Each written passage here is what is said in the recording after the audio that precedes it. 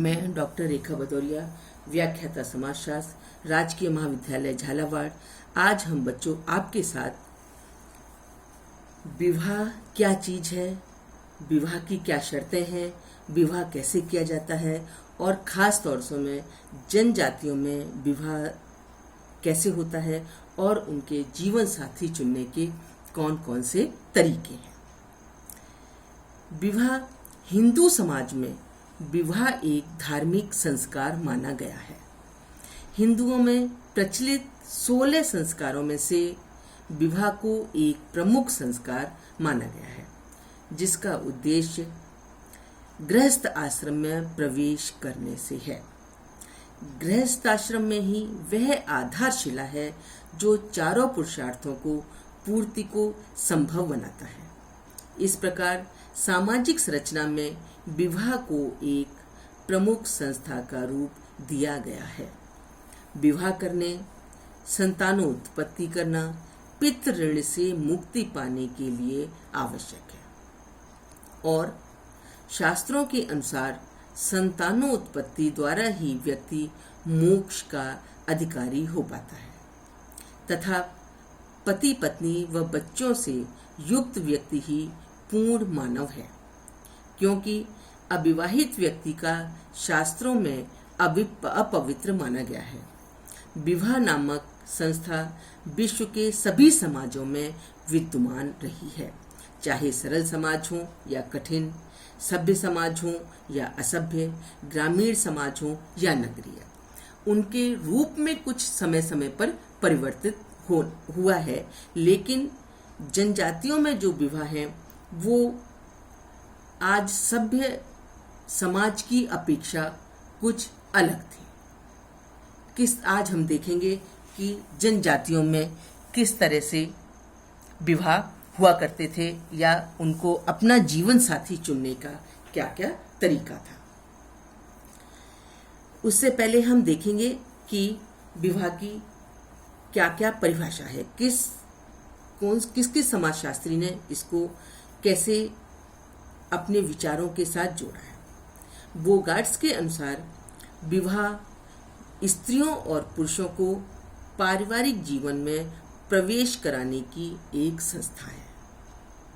मतलब जब एक स्त्री और पुरुष विवाह करके किसी नए परिवार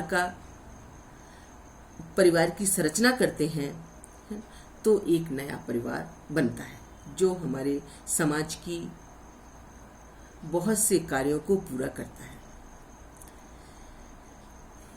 विवाह हमारे समाज में अनिवार्य रूप से करना आवश्यक है। लूसी मेयर विवाह की परिभाषा उनके अनुसार वह स्त्री पुरुष का एक ऐसा योग है जिसमें स्त्री से जन्मा बच्चा माता पिता की वैध संतान माना जाए। जैसे हमारी संस्कृति के अनुसार एक पुरुष और स्त्री को साथ साथ रहने का अधिकार तभी प्राप्त होता है या उससे जन्मी संतान तभी वैध मानी जाती है जब वो एक विवाहित के रूप में बंधे हुए एक दूसरे के साथ। लेकिन हम यहाँ पर विशेष रूप से जनजातियों में जीवन साथी चुनने के कौन कौन से तरीके हैं या उस समय कैसे किस किस तरीके के से विवाह होता था जनजातियों में, उस पर हम विचार करेंगे। जनजातियों में जीवन साथी चुनने के अनेक तरीके प्रचलित हैं जिनका हम यहाँ पर उल्लेख करेंगे। उनमें एक है परवीक्षा विवाह।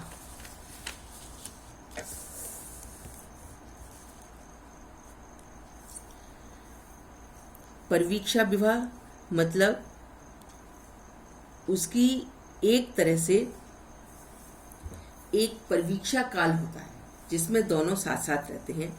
इस प्रकार के विवाह में पति पत्नी को कुछ समय के लिए विवाह से पूर्व साथ रहने का अवसर दिया जाता है, जिसमें लड़का लड़की साथ साथ रहते हैं। वे एक दूसरे के व्यवहार को समझ सकते हैं। यदि इस अवधि में दोनों के बीच पूर्ण सामंजस्य हो जाता है तो उनका विवाह कर दिया जाता है। इस प्रकार का विवाह दार्लुंग और कुकी जनजाति में पाया जाता है, जहां प्रेमी और प्रेमिका, जो प्रेमी है वो अपनी प्रेमिका के घर जाकर कुछ समय तक निवास करता है। इस अवधि में दोनों एक प्रकार से वैवाहिक सुख प्राप्ति करने के अधिकारी होते हैं। यदि प्रेमी अपनी प्रेमिका का परस्पर व्यवहार निभाने योग्य नहीं होता है तो वे दोनों अलग अलग हो जाते हैं। ऐसी स्थिति में युवक को लड़की के माता पिता को क्षति के रूप में कुछ पैसा चुकाना पड़ता है। दूसरा है हमारा हरण विवाह, जैसा कि इसके नाम से ही प्रचलित है। हरण मतलब किसी चीज का हरण करना। यहाँ पर विवाह में, इस प्रकार के विवाह में कन्या का अपहरण करके उसके साथ विवाह किया जाता है। जब हमारे समाज का उद्विकासीय क्रम था, मतलब आज की तरह विकसित समाज नहीं थे, तो अविकसित समाज थे, शिक्षा का अभाव था, उस समय इसी तरह के विवाह प्रचलित थे। समाज का विकास का क्रम चल रहा था, है ना, तो विवाह का सर्वप्रथम तरीका हरण विवाह ही था। समाज के विकास एवं नवीन कानूनों के प्रभाव से इस प्रकार के विवाह समाप्त हो गए। अब हमारे बीच में हरण विवाह का प्रचलन नहीं है। नेक्स्ट है परीक्षा विवाह, मतलब इसमें लड़के को एक तरह की परीक्षा देनी पड़ती है। जैसे इस प्रकार के विवाह में एक पुरुष और उसे साहस और शौर्य की परीक्षा देनी होती है, जिसमें खरा उतरने पर उसका विवाह कर दिया जाता है। कुछ जनजातियों में विवाह के इच्छुक जो युवक होते हैं उनसे अपेक्षा की जाती है कि विवाह से पूर्व अपना पराक्रम सिद्ध करें। ऐसा करने पर वे सफल हो जाते हैं तो उन्हें यह अधिकार होता है कि वे अपनी मनपसंद लड़की से विवाह करें। गुजरात के भीलों में इसी तरह का जीवन साथी चुनने का तरीका है।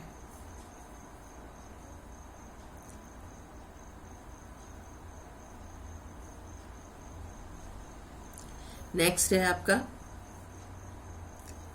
क्रय विवाह। क्रय का मतलब होता है किसी चीज को खरीदना, है ना, क्रय विवाह।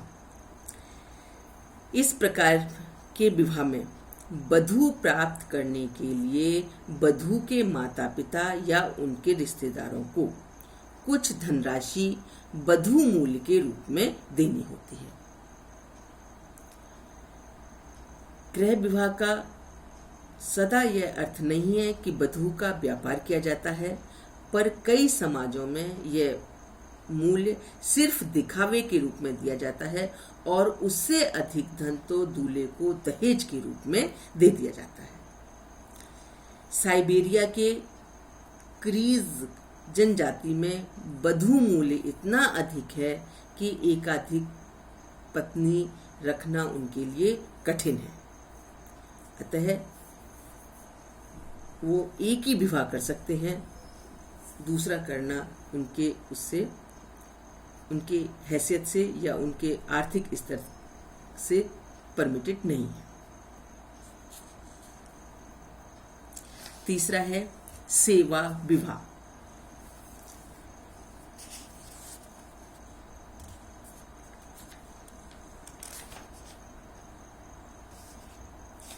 सेवा मतलब इसमें सेवा विवाह में यह भी विवाह का एक तरीका है जिसमें दामाद अपने सास ससुर की सेवा करता है और उसके बदले में उसकी पुत्री को पत्नी के रूप में प्राप्त करता है। एक समाजशास्त्री इनवांस प्रीचार्ड ने 241 जनजातियों का अध्ययन किया, जिसमें से 30 में इस प्रथा का प्रचलन था। कुछ जनजातियों में विवाह से पूर्व दामाद की सेवा करनी होती है और कुछ विवाह के बाद ससुर के घर रहकर दामाद से रहता है और अपने सास ससुर की सेवा करता है और प्रतिदिन अपने ससुराल वालों को शिकार भेंट करता है। ऐसा विवाह भारत में गोंड बेंगा में बिरहोर में उनकी प्रथा प्रचलित है। नेक्स्ट है विनिमय विवाह। विनिमय विवाह का मतलब होता है विनिमय मतलब एक चीज के बदले दूसरी चीज को प्राप्त करना। तो इसमें इस प्रथा के अनुसार दो परिवार आपस में स्त्री का लेन देन करते हैं। एक भाई की शादी के लिए दूसरे परिवार में उसकी बहन दे दी जाती है और बदले में बहन के पति की बहन से विवाह कर लिया जाता है। ऑस्ट्रेलिया तथा टोरेस स्ट्रेट द्वीप समूह में यह प्रथा विशेष रूप से पाई जाती है।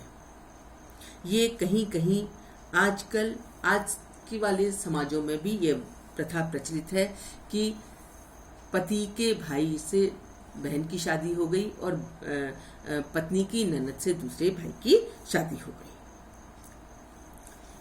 नेक्स्ट है सहमति तथा सपलायन विवाह।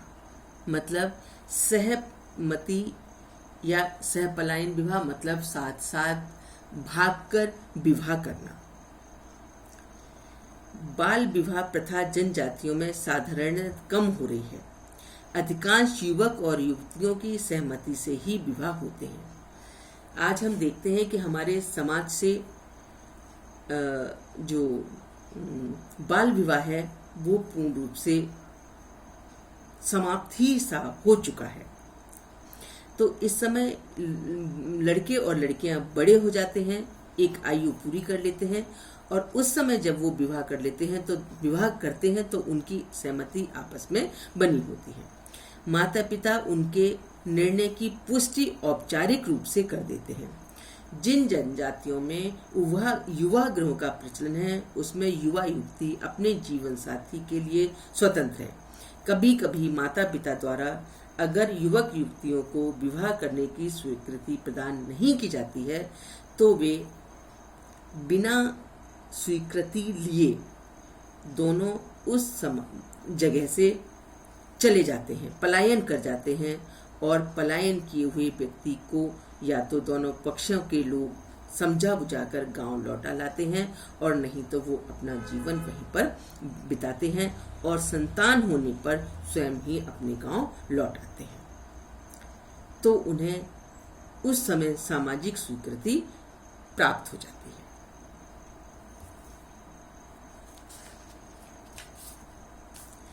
नेक्स्ट है हठ विवाह। हठ विवाह का मतलब है जबरदस्ती किसी जिद के लिए हट पे बैठ जाना।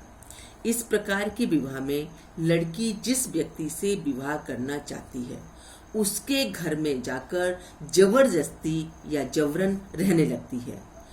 उसे वहां बहुत तरह के अपमान भी सहना पड़ता है, लेकिन जब तक लड़के के माता पिता उसे वधू के रूप में स्वीकार नहीं कर लें तब तक वह जबरदस्ती उस घर में रहती है। इस तरह का विवाह बिरहोर, हो, औरांव और मुंडा लोगों में पाया जाता है। ऐसे विवाह को अनादर और गांव तथा कुमार पैठू कहते हैं। अनादर का मतलब अर्थ है कि लड़के के माता पिता द्वारा अपमान करने पर भी वह अपने उसके परिवार में बनी रहती है क्योंकि उसे उस लड़के से विवाह करना होता है। वो जबरदस्ती मार पीट कर भी उसे घर से निकालते हैं लेकिन वो नहीं रहती और कई बार बहुत अपमान सहकर भी वो वहीं पर रहती है। उसे खाना नहीं दिया जाता, उसका अपमान किया जाता है, फिर भी अगर उसे उस लड़के से विवाह करना होता है तो जबरदस्ती उस घर में रहती है और जब तक विवाह की अनुमति नहीं मिल जाती तब तक वो सारी यातनाओं को सहन करते हैं। नेक्स्ट है दत्तक विवाह।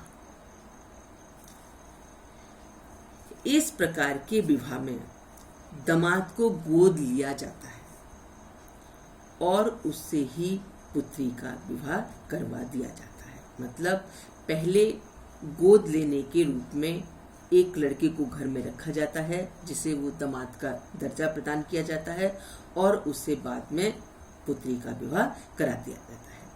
जापान में दास प्रथा है, परंतु दास का मतलब वहाँ कोई हीन अर्थ नहीं है, क्योंकि परिवार के दूर के रिश्तेदारों से दास बनाकर रख लिया जाता है और बाद में उसके साथ अपनी कन्या का विवाह कर दिया जाता है। नेक्स्ट है विधवा उत्तराधिकार विवाह। इस प्रकार के विवाह में दामाद को सास से या एक भाई को अपने मृतक भाई की पत्नी से या पुत्र को सौतेली माताओं से उत्तराधिकार में विवाह करना पड़ता है। सेमा नागाओं में पुत्र अपनी सगी माता को छोड़कर अन्य विधवा माताओं से विवाह करता है। ऐसे विवाह के पीछे एक ही उद्देश्य होता है, सिर्फ संपत्ति पर अधिकार प्राप्त करना। अतः हम देखते हैं और हमने समझा है कि जनजातियों में जीवन साथी चुनने के अलग अलग तरीके हैं। अब इनमें काफी परिवर्तन आया है। आज के हमारे विकसित समाज में इस तरह के विवाह बहुत कम देखने को मिलते हैं, लेकिन फिर भी अभी पूर्ण रूप से बदलाव नहीं हुआ है। सभ्य समाज को छोड़कर, शिक्षित समाज को छोड़कर अभी भी जनजातियों में कुछ इसी तरह के विवाह देखने को मिलते हैं। धन्यवाद।